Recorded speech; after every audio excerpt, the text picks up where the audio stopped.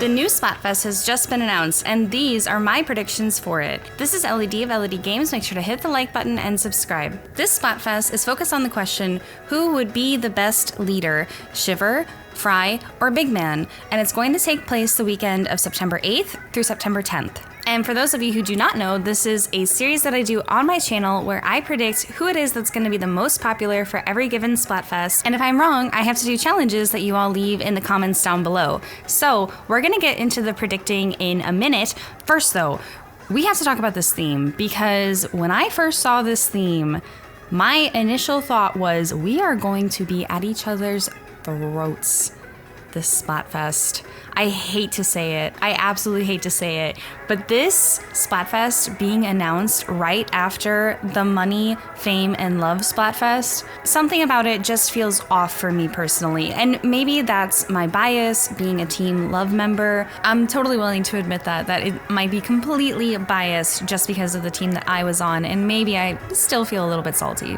Because at the end of the day, congratulations to Team Money. You guys won the Splatfest, and I'm very happy for you. I would have liked to see a little bit more breathing room between the last Splatfest and this one. It just doesn't look good. I will say though, the rhetoric that followed that Splatfest was alarming in my opinion, genuinely. The amount of people who were like, well, the only reason why Team Money won was because of Shiver. Everybody just loves Shiver, that's why. And so, and because here's the thing, Shiver has won a lot of Splatfests, okay? It is worth noting that Shiver has won the most Splatfests out of everybody.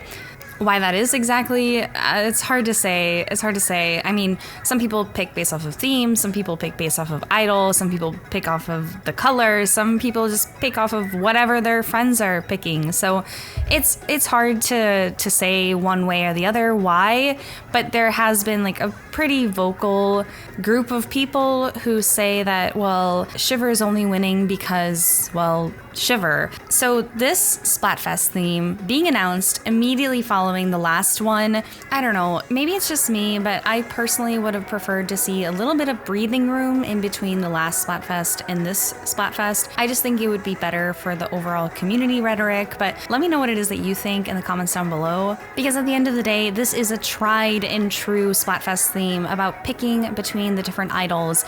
It's just, I think the timing could have been a little bit different. I get it. It's in celebration of the 1 year anniversary, and I think that's amazing. Like, I love Splatoon. I cannot believe that the time has passed in this way.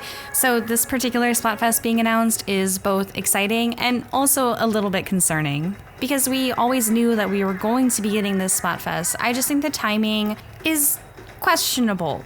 All right, it's questionable. And you know what else is questionable? The way that they phrase this question. We have to talk about the way that they phrase this Splatfest question, which is, who would be the best leader? Come on, this is leading, guys. This is leading. Man, I wish that they hadn't asked this particular question.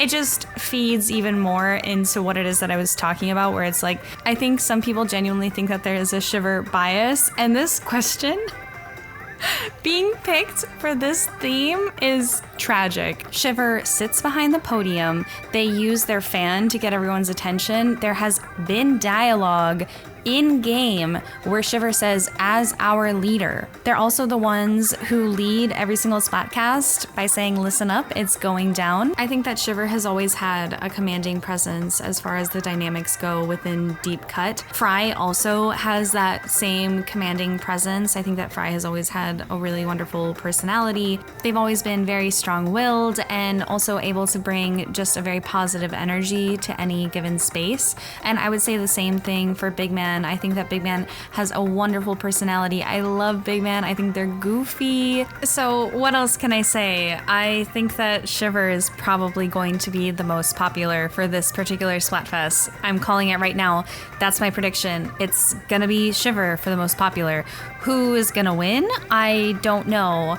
With the way that the chocolate Splatfest played out and the way that the last Splatfest played out, I feel like I'm kind of preparing for anything to happen. Like, it's just all scenarios are possible at this rate, but if I were to just go with the information that we know about the idols' personalities, what they've shown us, and also what the community has shown us as far as their general support for Shiver's team picks, then yes, I would say that Shiver is probably going to be the most popular and most likely going to win. But again, it's anybody's game. It's anybody's game. So let me know who it is that you're going to be picking in the comments down below.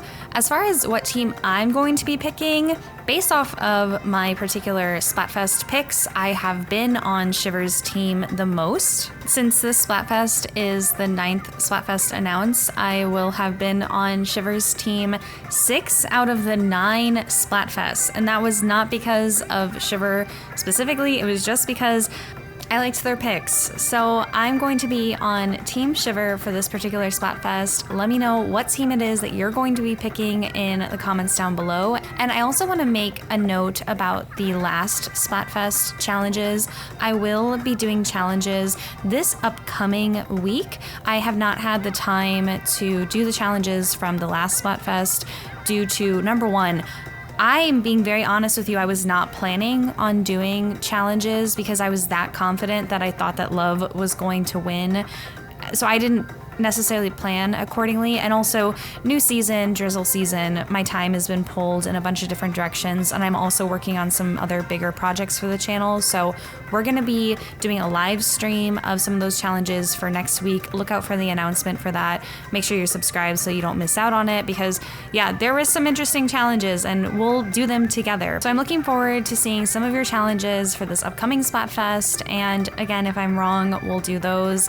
But I don't know. I don't think I'm gonna be wrong about this one. Maybe that's gonna come and not age particularly well, but with everything, with all the given track record, I really do think that Shiver is going to be the most popular. I'll be interested to see just how many folks end up picking frye or bigman. And here's the thing, I know that there's a lot of love for frye. I know there's a lot of love for bigman, and all of that is equally valid. I have a lot of love for all of the idols. So either way, we're going to have a good time this Splatfest. I did want to also mention that because we are having this Splatfest at the 1-year anniversary, I do wonder and want to speculate a little bit about what is going to be the final fest. What is going to be the final fest? So in Splatoon 1, the final fest was the Idols Splatfest. So you had to choose between Callie or Marie. And then in Splatoon 2, the final fest technically was Chaos versus Order. There was like a weird Splatfest that was added about Mario where it was the star or the mushroom, and I think that that was due to the pandemic. But what do we think is going to be the final fest, knowing that we're not going to go back to the original Splatoon 1 final fest? Maybe it'll be some follow-up to what happens in Side Order. I would be interested to know what it is that you guys think in the comments. And yeah, this will be interesting. And I'll see you all in the next one. Bye.